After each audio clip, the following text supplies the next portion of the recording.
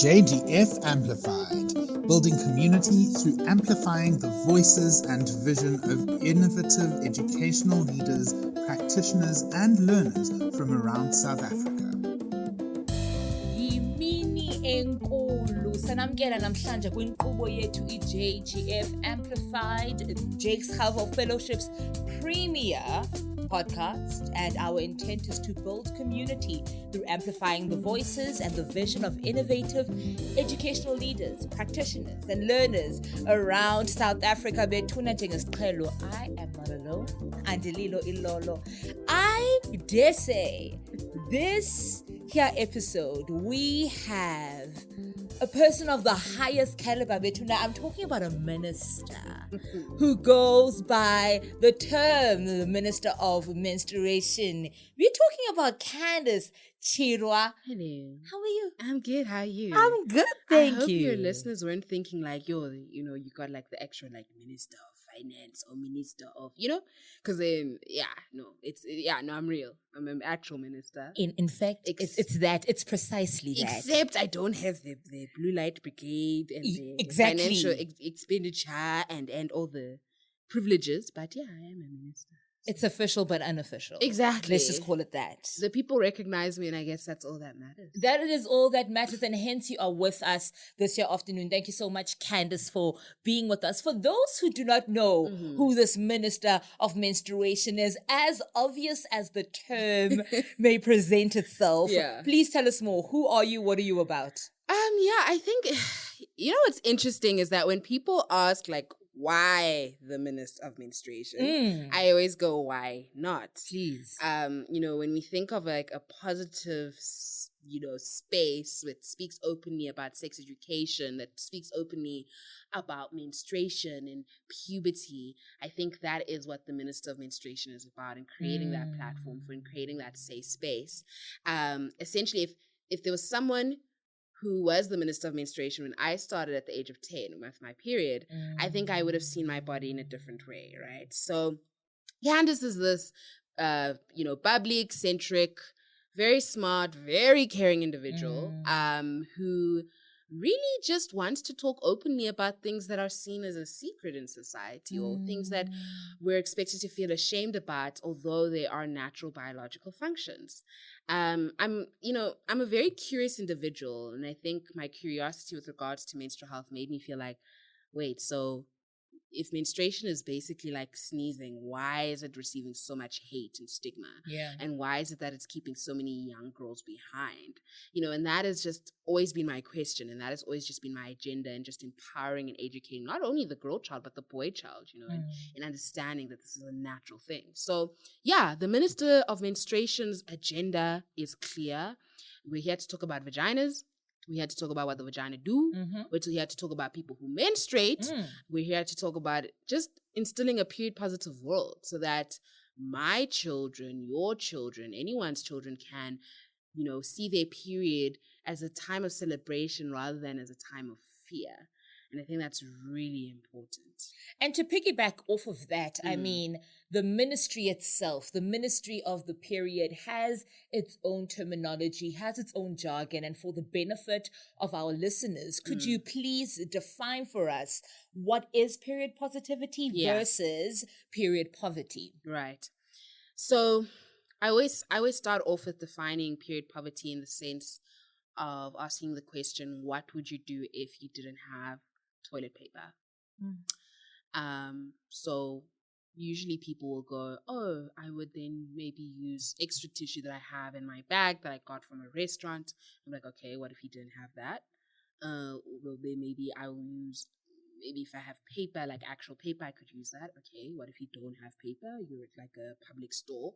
Oh, then I probably would resort to using my t-shirt or any piece of material that I have. Okay, well then what if that was your experience, your live experience every single day, and going to the bathroom is a natural thing, right?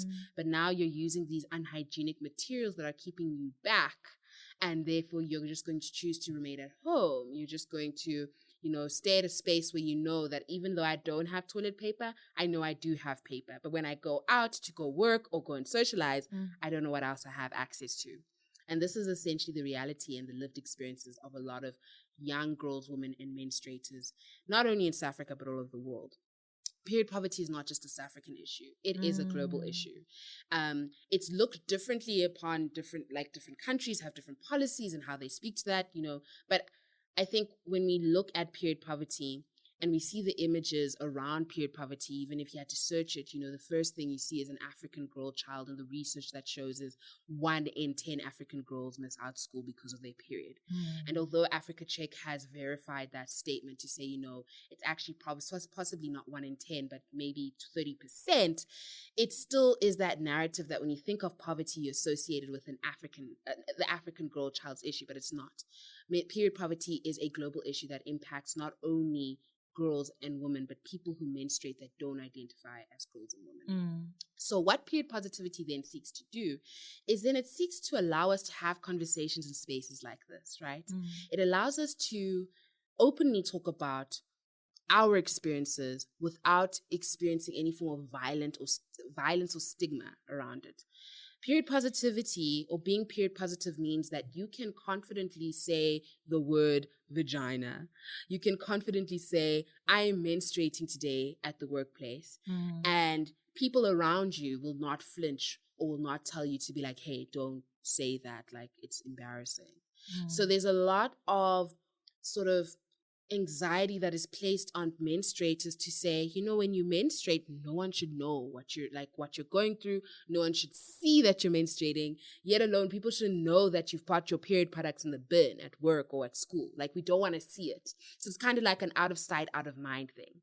And then what that does for menstruators' well-being is that they therefore feel isolated. And that relationship that they have with their body is that they see this function as a very negative and toxic thing. And that then continues that stigma that we continue to see. But when you have a period positive individual, you have an individual that is educated about what they're going through, empowered about what they experience, and can openly ask someone, hey, I left my pads at home. Do you have them for me? And not feel embarrassed. So it really is about ensuring we meet our periods with just like a normal thing of like, when you sneeze, you're like, bless you. It should be the same way if someone says I'm menstruating, you go, oh, okay. Instead of like, ew, what are you doing? And I think that's what a lot of menstrual activists, including myself, are doing, and just trying to make people realize that this is really just a natural biological function. And for me, I always say this, like, I understand why we menstruate. I understand every month the uterus needs to get rid of the unfertilized egg. I get it. But the symptoms we have to go through is personally bullying. It's bullying. Listen, it is ungovernable. It is bullying, okay? And I understand, but I know that I am period positive in the way that I can joke about my period. I'm not having society tell me that, I should feel bad. For me, there's a difference between when I have the agency to choose how I view my own function, like my own, biological process, than when society tells me or brainwashes me to feel that I must feel this way. So period positivity is not necessarily period romanticization. No. But it is just to acknowledge the process on your own terms, understand the nuanced lived experience that is specific to you, whilst having the empathy to listen to someone else's and not try impose your experience or non-experience for that matter onto someone else. Candice, to contextualize this conversation in the classroom, preparing for this topic was triggering, to say the least, because for me to be able to honestly come onto the platform and engage you, I had to do the work of looking at my own experience as a menstruator who has been in school. And you mentioned in a TED talk of yours that upwards of $30 trillion is lost in productivity because of period absenteeism. And in the South African context, up to 7 million menstruators, school-going menstruators, miss school. And you say something so incredibly poignant in your TED Talk when you say 300 to 500 days of your life are spent menstruating. And that is such a long time to be ashamed. 100%. Ooh, I remember the times of having to tuck in my period products. A candidate fellow of ours, Balesa, says that she remembers when she had to go to the office one time and figure out ways of not having her period product fall out of her pocket. So we use all our time in perfecting silence and othering of this experience, as opposed to engaging the issue for what it is. Tell me, what have your experiences been, and what kind of conversations have you engaged with school-going menstruators? Yeah. Girl, those the stats. When you were dropping the stats, I was like, was that me? Was that all you? It That was was me. all you. That was all you. But no, look, I think it's something that I've struggled with in both my academic life and both the activist life. Well, actually being an activist, you can also be an academic. It's like it's intertwined, right? Yeah. So it you can never separate the two. It's not like I throw my activism out the window when I'm typing, and it's not that I throw my academia away when I'm on the ground doing workshops. But there has been a lot of difficulty I found in the research and the data when it comes to menstrual health and the absenteeism when it comes to like processing or registering whether a schoolgirl is going to school based on whether she's sick or other reasons. And usually because of that embarrassment, they'll just say, I'm sick. So there's a lot of discrepancy that exists, especially on a lot of local interventions to understand, if we had to spend 2 months in a school and we give them the necessary products, what is the attendance of schoolgirls or menstruators versus when we're not there. And that research you see a lot overseas versus locally. So there's still a lot of work that needs to be done there. But I think what is very, very important is that I'm affirmed by the research that I'll come across and then the experience that I have when we do workshops. I'll speak to one experience in 2019 when we had just started the menstruation workshops through QRATE, which is the nonprofit company. And it was, I think the Day of the Girl Child is in October.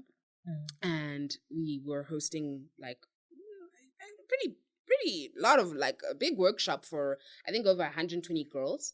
So there were different facilitators in different classrooms, and when the facilitator comes in, they're not like those awkward sex ed presentations when like some old lady comes in and go, okay, we're gonna talk about sex, what you guys need to know about it, why you shouldn't do it. No.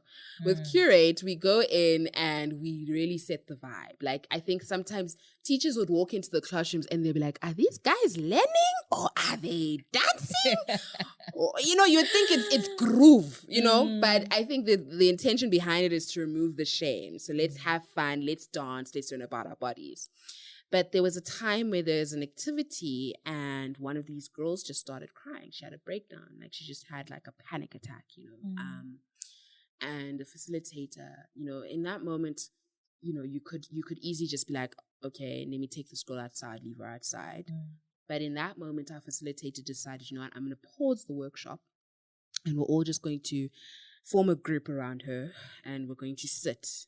I'm going to talk about what's going on. We're going to support her. We're going to hug her. We're going to let her feel heard, right? Because this is, in as much as it's everyone's safe space, when we see one of our sisters, one of our participants feeling very uncomfortable to the point that they are crying, we say, let's pause and let's just refresh. And so she shared her story of how when she's menstruating, and mind you, she's only in grade 7. So that's what she's 11, 12? 11, 12, yeah. Right. So when she's menstruating, when she said she started earlier the year. The one time her mom saw that she was menstruating, her mom beat her. And she's been, ever since that, she's been so traumatized that she just doesn't let anyone know that she's menstruating. So being in a space where now we're telling you, talk openly about periods. Let's say vagina openly. Let's really did trigger her, rightfully so. But I think that moment was so powerful in that these girls that were wanting to learn about themselves, learn about something where they've been told to keep quiet, just decided to let's embrace and support this moment, and let's not meet it with ridicule or fear or bullying, but rather let's just encourage and support and love. And I think that was so powerful, because there have been so many instances where young girls in Kenya and in India in particular have committed suicide for period shaming. So in 2017, a girl in Kenya committed suicide because her teacher ridiculed the fact that she stained her skirt. And you'd think an adult would know better, an educated professional. But for some weird reason, the teacher made used the opportunity. I won't even say opportunity, but made that that scenario and said, I'm going to ridicule this girl for something that is out of her control, and she went so far to commit suicide, to take her life.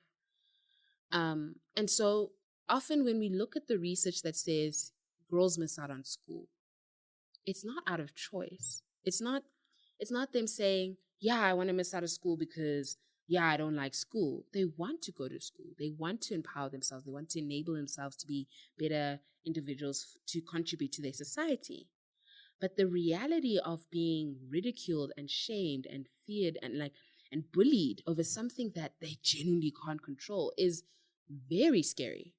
And they would often just stay at home. Yeah. And it's not staying at home, watching TV, laying on the couch, having a good time. It's I'm staying at home in my room because I don't want to tell my mom that I'm menstruating because I'm scared what my mom will say or do. I don't, it's that fear, it's that isolation. Yeah. So these are experiences that we've seen on the ground where young girls feel terrified. And this is why I always say that the education will literally make the difference between having an empowered individual or a very terrified individual. I mean, I reference my own story, right? I started when I was 10. I was terrified. High five. I was terrified. I love my mom. I love her. And I realized that the conversation she had with me was perhaps the same conversation she had with her mother, and so forth and so forth. So it was a generational pass down of information. But that conversation, that one conversation, made it seem as if I had broken the TV, burnt the Tupperware. It was like a great deal, but in a bad way. Like I was going to be grounded for the rest of my life. That's how I felt. And I carried that feeling until I turned 21. And it was only then, the reason why I started that journey was because of the education that I came across, through the research about how menstruation, sexual health, puberty is often spoken with taboos and guilt and shame and secrecy. And I was like, that doesn't make sense, but that was me, so how do I change that narrative? And with that, Candice, when thinking about period absenteeism, firstly, the topic itself is completely nuanced, right? There's absenteeism as a result of the actual pain of going through your period. There's absenteeism due to the fact that, you don't have the required tools to help you coexist with people. Yeah. And thirdly, it is the weaponizing of your period experience against you. Yes. Even now, you do have your ibuprofens, you do have your sanitary towel, but the fact that sometimes it's so entirely obvious in your energy that something is going on, and you have perhaps boys, non-binary, non-menstruators across the board, feeling like they can weaponize this experience against you. There's a question here from our candidate fellow, Umunaka Munyai, when she asks, what are the fundamentals an educator must include in addressing menstruation in co-ed schools? For example, a student starts their period unknowingly and the whole class notices. What are the fundamental things to outline in addressing the class as an educator in that instance? Yeah, co-ed schools are very important, but co-ed schools also perpetuate that whole stigma. Whenever you talk about sex ed, the boys are on the field playing, the girls are in the classroom, right? Shocking. There's a level of conditioning that happens, especially in schools, because we forget that schools are a microcosm of a society, right? So, yeah, something that I think co-ed schools need to take note is that sex ed can be beneficial to both parties and can be in a space that doesn't imply the worst. I think often what happens is that teachers, facilitators, even parents will think when you speak about puberty, sex ed, menstruation, they will then believe that their kids will now turn into, the worst, and now they'll just do crazy things on the streets. But I am of the opinion that if you, in fact, educate in the right way, you give them the necessary tools to make the right decisions, they will then instead, not to say refrain, but they will know. And it's better to have a child that knows than a child that doesn't know. And this is my point, that when it comes to co-ed schools, first and foremost, make sure that the education or the information that is being transposed onto the children isn't biased. Because often what happens is that you'll either have a teacher or you'll bring in some coach that carries some form of negative biases that make them feel either more embarrassed or just make them feel damn right scared. Also, let's get rid of this narrative that, when we are speaking only to the girl child, that the conversation is about their biological function of what it is that they can produce. So you'll always see these videos where officials will be speaking to a group of girls and they'll say, yeah, you must close your legs because, babies will stop you. And it's like, that's not the right conversation. That's not even the right message you should be sending. Yeah. You should be instead saying to a young girl, you are at this age where you are going through puberty. And what that means is that you will have the ability to carry a baby. And if you want to have a baby, which is out of your choice, then these are things that you should look out for. If you engage in sex, these are the things you should look out for. These are conversations that you should be having in a tone, I wouldn't say tone-free, but in a bias-free environment where you're not having scare tactics. I recall when I went to a co-ed school. In fact, I went to a Catholic co-ed school. And we were presented images of STDs.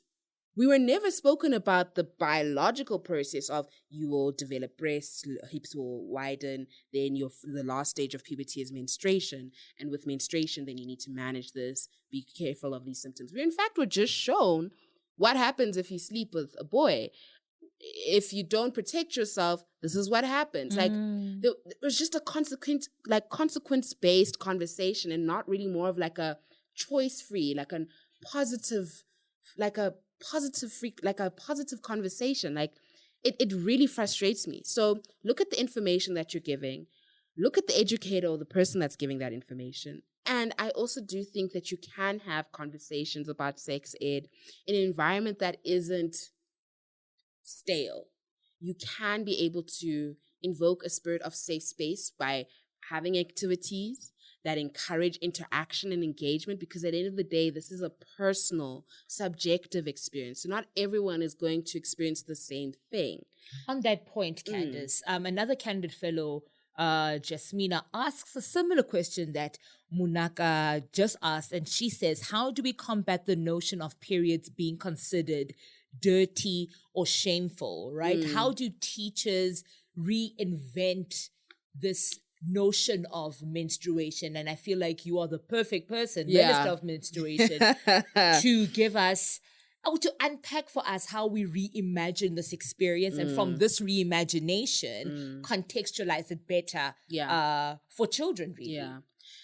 Look, this answer also applies to parents, right? Because if you carry a very negative disposition towards periods, chances are you will then pass that information down to the child. And this comes with teachers as well. You can have a teacher that is very positive about other things, but when they see blood, they will have that notion that period blood is dirty, period blood is impure, even though the science and the facts show that it is not.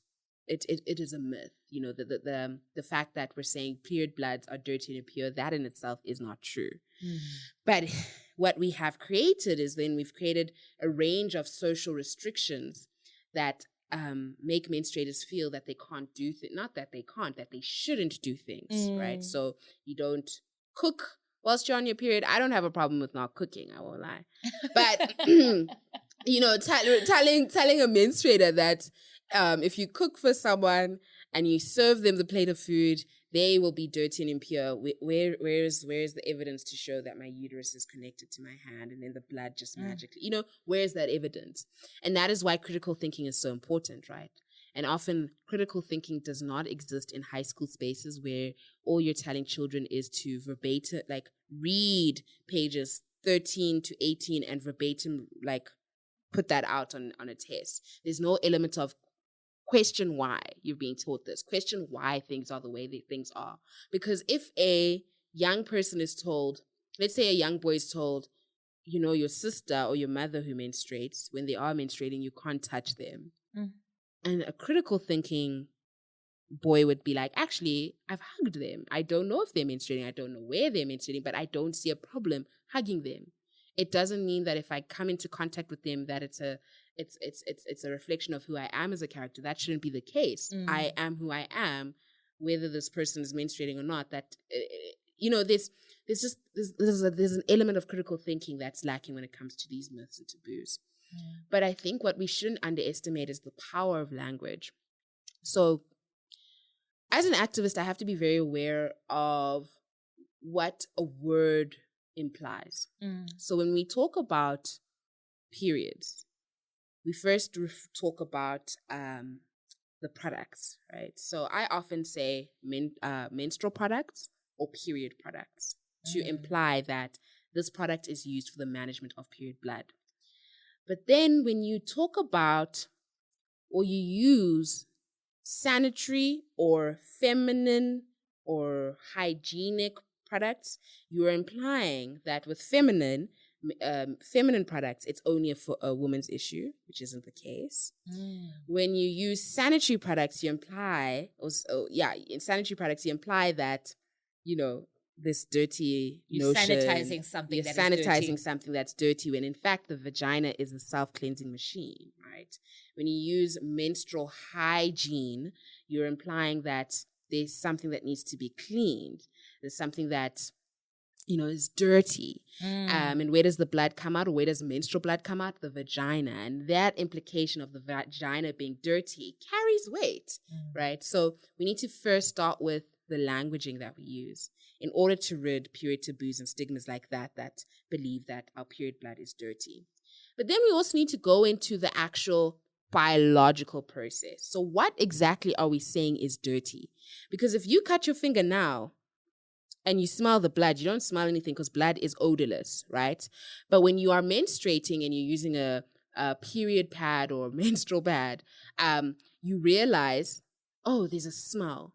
But are you aware that with a menstrual pad, the products that are in there are plastic, cotton, and the cotton is bleached. So obviously if you're wearing a pad for more than 8 hours, the heat that's created there will create an environment that there is an odor. Please stop. That's revelation right there. Do you know what I'm saying? So this that whole time we have been burdened with the stench, and the stench we almost embody. Menstruators embody the stench. We are that stench. But now your natural, what do we even call it? Like your period, really. Yeah. Mixing with this product, this man-made with the chemicals. That smell does not come from you. It doesn't come from you, because smell doesn't come from look you. At what color is organic cotton? We say pads are made out of cotton. Organic cotton is not white. So in order to get an item to be white, you have to put bleach, right? These are things that often part of period positivity is knowing the period products that you wear. So someone who wears a sanitary pad or menstrual pad will then move to an item like a menstrual cup. And then they realize there's no smell. Why? Because the cup is collecting the blood, not absorbing the blood. And it isn't plastic, it's silicone. So you won't have a smell. You don't experience a smell. So that idea that if you are menstruating and you're next to a boy and the boy will pick up on the smell, it's not true. You can't pick up a smell. It's that anxiety that we have, again, to restrict us from not socializing with anyone. The consequence of language, as you put it, Candice. So teachers need to go back to the heart of what a period is. Exactly. And the thing then, we look at the products that are used to manage this period and the consequence that they have on the menstruator's experience. Exactly. Because you can imagine how many young girls would feel empowered knowing that their period blood is not dirty if they were using a menstrual cup or a tampon. But we're also the same society that will then put the stigmas on those products and saying, don't use a cup, don't use a tampon because it'll break your virginity. And that's not true. Biology is very important. The facts are very important, because if we're so worried about the hymen, what you don't realize is that the hymen actually makes way for menstrual blood to pass through. When you've reached the final stage of puberty, the hymen, it's a thin elastic that covers the vaginal opening. But as you grow up and you're ready for that final stage of puberty, the hymen has actually made way for menstrual blood to come through.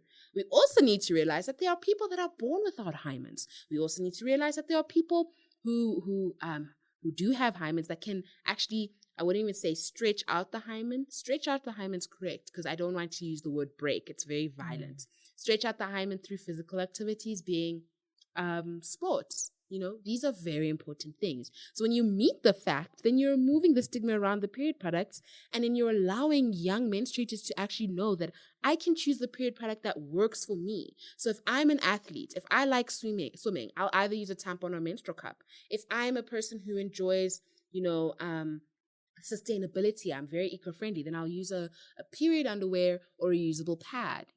If I really love the pad, and I'm aware of what elements go into the pad, then I'll go for a biodegradable pad.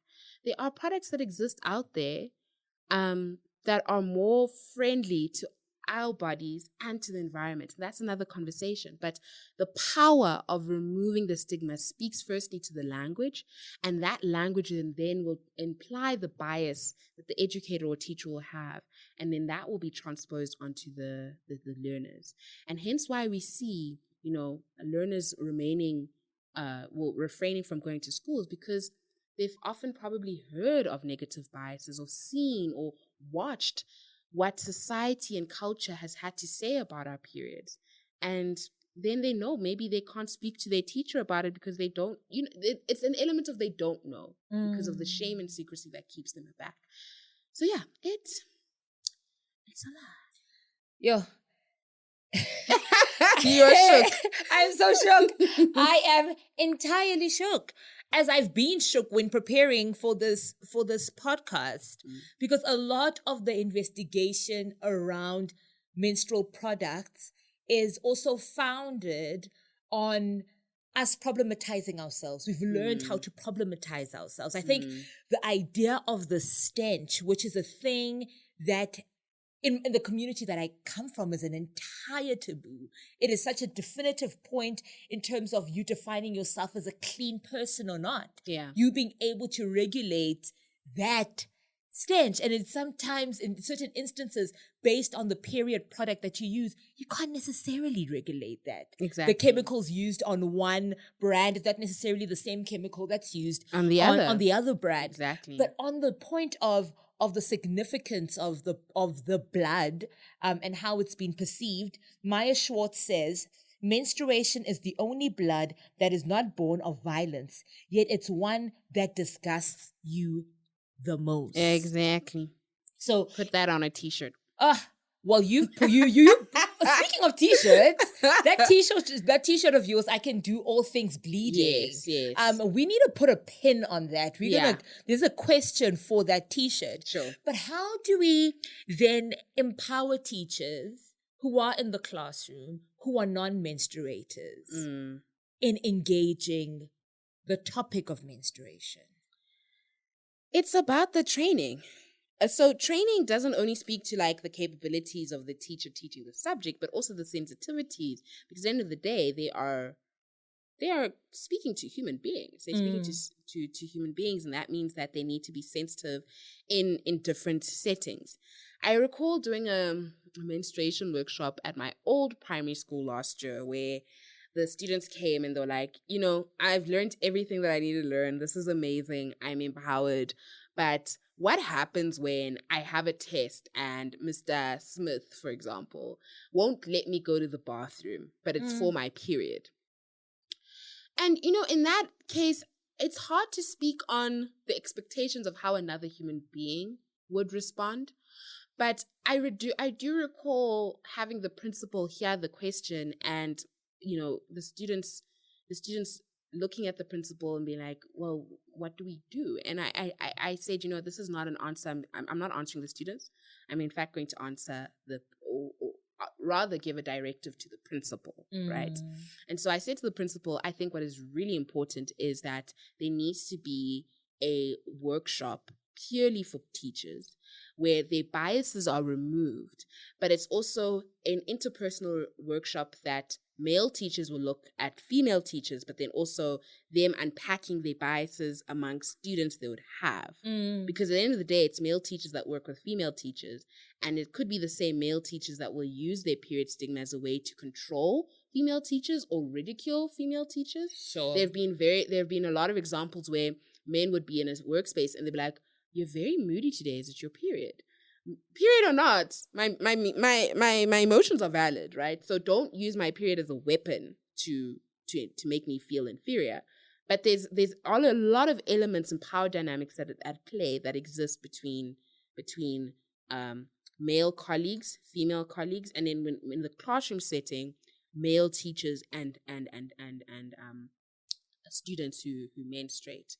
And I think what's important here is that there needs to be the sensitivity training and workshop. And we host workshops. We don't only just host workshops for children. I think a lot of people have that misconception about QRATE. We host menstruation workshops for everyone. So if you are someone in a corporate space that wants to enact period positivity or period policies, but you don't know where to start, we do that. We recently, on International Women's Day, hosted a virtual menstruation workshop for Levi's Africa. And Levi's was like, you know what, we can't just have this conversation for Africa and South. We also need to have this conversation for all our offices around the world, because it's not just Africans who menstruate, right? So we're like, okay, sure, invite whoever you need to have as a constituency that needs to be here and to represent. And we're more than happy to have that workshop. But we have those conversations as a way for people to realize their own biases, and then going forward, what sort of recommendations or pledges they have to make in making their space more positive, right? So whether it ranges from we're sitting and we're watching a movie and we're asking questions on what we've seen, or whether it is actually having them act out scenarios, or whether it is actually having them to listen to the lived experiences of menstruators. That is something that's very powerful. And that is something that I think in the classroom setting is needed. So often, a lot of schools have pledged in saying, when it comes to any other injustice type of sensitivity training, we'll have sensitivity training on racism and in any other form of discrimination. But what about sexual health? Yeah. What about that? Because you can still be discriminated against that. Based on that, I'm quite curious in unpacking your experience of menstruators in the classroom and the intergenerational differences of menstruators. You have the teacher who's a menstruator. You have learners who are menstruators. And looking from my lived experiences, my teachers were there to teach me how to perfect my silence. Yeah. When you walk into these spaces and you're trying to evoke a kind of consciousness that is away from period shaming, what are the kinds of responses that you've engaged from teachers who are also menstruators? Yeah, it varies from setting to setting.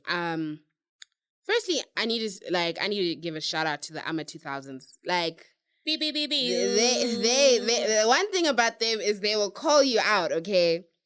And I think they only call you out when they've been presented with information, when they've got the facts and they've got the receipts. They're like, okay, teacher, I just came from this really empowering menstruation workshop and I'm going to tell you something, you know?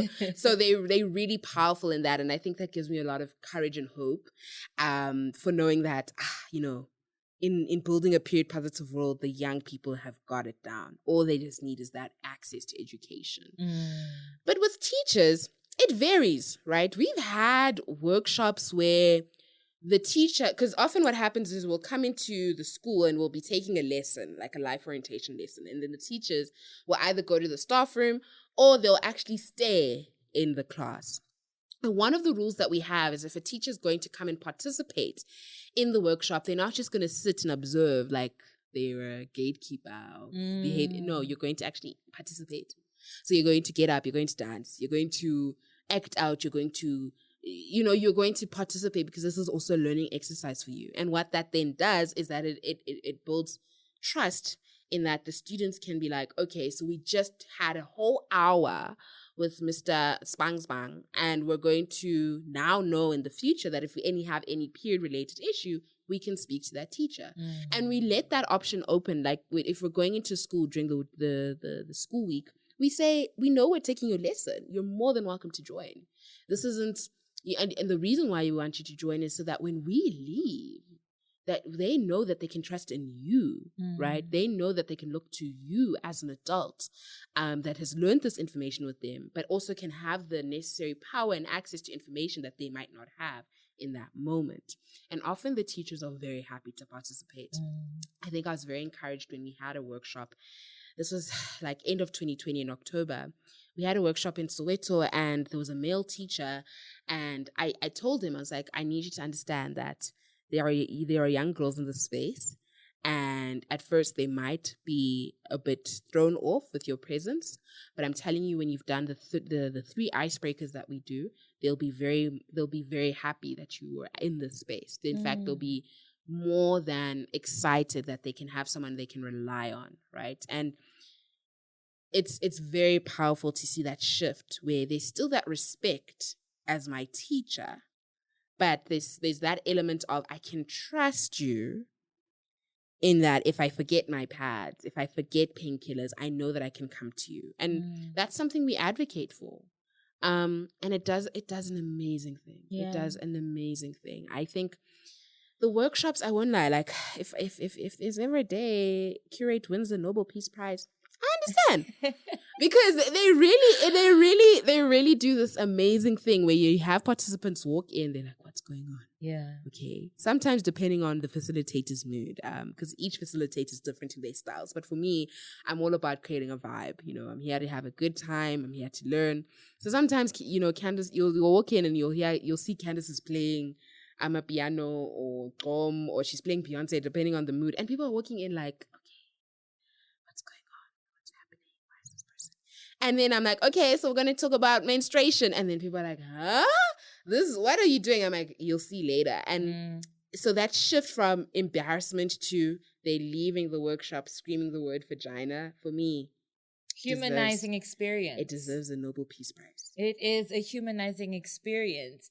Candice, you have a t-shirt, if I'm even quoting it correctly. Anything you can do, I can do bleeding. Oh, goodness gracious. And I want to dedicate a few minutes to us just giving a shout out to menstruators in the classroom who are doing their utmost academically, who are doing their utmost on the sports field, doing the utmost in extracurricular activities as a whole. Yeah. Menstruators who are teaching, menstruators who are running and governing school institutions. Yes. Menstruators who are part of the support staff cohort, all existing in burdensome silence. But with the likes of Candice Chirwa, we are hopeful that the silence will be no more. Yeah. And conversations and interactions that are humanizing will ensue. And Candice, what message do you have to teachers who want to be better, who want to do better, who want to practice awareness where menstrual health and awareness is concerned? Right. Start at home. As in home, I mean internally, right? Start with your own misconceptions, your own opinions, and see what type of feeling that leaves you with, especially if you are responsible for guiding a generation. So it's really important to start there. And when you've started there, then realize that, there are things that you probably need to learn. So read books, listen to podcasts, follow menstrual activists, ask yourself, what is it that you can do in learning about it, but also the social responsibility you have in creating a period positive world. And I think sometimes it starts with when it comes to teachers, I often find what teachers put on their table or on their shelves really implies the type of person they are. So if a teacher has a book, I'm going to shamelessly plug, that is called Flow, the Book About Menstruation, right? That is on their shelf or on their book, on their table, and a student comes across this book. Yeah. They're like, okay, this teacher is doing reading about menstruation. That means I can have a conversation about them, Yes. right? If you're that teacher that also, has a box full of period products or period pads. Yes. And you put it on display to say, if you forget, you can refer to the box. There we go. You're establishing that period positive world in your own way. But that is after you've done the research, right? So you need to really go into understanding, the basics. And I think that's why it's so powerful in understanding, firstly, what is menstruation? And when you understand it for what it is, all the other stigmas and taboos and myths that you have will fall away. You will laugh at how ridiculous those things are, because you're like, but when I understand what menstruation is, when I know what it actually is, these myths don't make sense. And then you can establish an environment in saying, if you see a boy child ridiculing a girl child because she's menstruating, she stained her skirt, you know what the right form of procedure is, in that you're going to not necessarily intervene in a violent way, but to tell the boy child what you're doing is wrong, and why you're doing it is wrong, because this is a thing that is natural and biological. And in fact, what you should be doing is not laughing at her, but you should be asking what you can do to help. On that point, how is menstrual awareness and menstrual health not a gender topic? Why is menstrual health everyone's business? It's everyone's conversation. I say menstruation is everyone's conversation because we have non-menstruators that will interact with menstruators, whether it be at school, whether it be at the workplace, whether it be wherever. And so they have to know how to be proper allies in those spaces. And what that means is that you are understanding what the process is, and you're also not making that menstruator feel less than. And I think often what happens with a lot of non-menstruators who don't understand the process of menstruation is that they seek to make menstruators less than. And usually the information comes from a place of either misinformation, so, things they've heard or things they've seen on shows or things they've heard from friends, and then they'll carry that form of misinformation and place it onto the menstruator as a way to make them feel inferior. Yeah. So menstruators need to know that they also have a social responsibility in calling out non-menstruators when they are trying to be a problem. You need to be like, okay, Jonathan. I don't know why I always go to Jonathan, but I guess sorry, Jonathan. It's a triggered response. But why are you calling me out of a natural biological function? Rather meet that form of violence or that form of inferiority with an actual response, instead of perpetuating the need to just keep quiet. So there's both responsibilities on both ends, and non-menstruators need that education. The boy child cannot be separated from the girl child when they're learning about menstrual health. They can't. And the same applies for puberty, the same applies for sexual education. They cannot. And there are ways that you can teach them in a way that's not awkward, in a way that's not shameful, in a way that doesn't make them feel like, ew, what's going on? There are ways, there are interventions that actually show that this can be done. So I think it's just a matter of intervention and willingness, right? And with QRATE, we decided we're going to just we're not going to wait. We're going to just do it. We're going to show society that it's possible to speak about menstruation to anyone. It's possible to make people realize that this is a real issue. And in as much as it's a real issue, that it's also just a normal thing that happens to more than half the population in this world. So let's just jump on board and go with the flow and normalize this thing. That's what's needed, normalcy. Like I said in the beginning, as much as we all sneeze, right? And if we didn't have the necessary materials to manage the snot, this is the same thing with menstruation and period poverty. We need to see it that way. On the topic of period poverty, Candice, when we look at the discord between policy and implementation, now I'm speaking particular about quintile 1, 2, and 3 schools where it's really to the point where resource management is at the core of the issue. How do you feel society ought to respond to that? Because the issue of period poverty is one that cannot wait for anyone's superior signature at this point. What is your call to action to communities, societies, individuals who can, with whatever they have, provide a resource to empower menstruators in marginalized communities? Cross-collaboration is key. This is something I've realized through research. Most of the implementation that takes place isn't just with government. Government, yes, does have the necessary funds and resources, but we've seen how implementation happens. So cross-collaboration is key, where government realizes that there are multiple stakeholders that can do different things in ensuring that this overall goal is achieved. Firstly, we need to realize that with menstruation or menstrual health management, we're not just looking at it from a period product intervention. It needs to be a holistic approach. So we need to realize that in order for us to resolve period poverty, we need to have the right infrastructure. Toilets are an issue in this country when it comes to schools. We all know how a lot of learners have passed away just trying to go to the toilet.